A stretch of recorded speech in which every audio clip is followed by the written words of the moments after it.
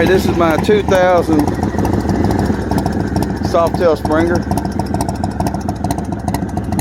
It's got D&D 2-in-1 exhaust, and I'm not sure what else has been done to it. I just picked this bike up, and I'm not sure what all work it's had done to it. I know it's really fast and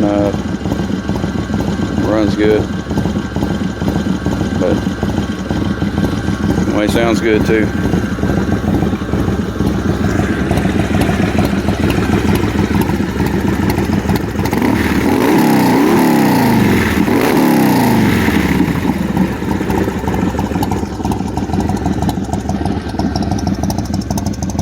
I don't know if I'd like that 2-in-1 exhaust, but actually I think I do like it quite a bit.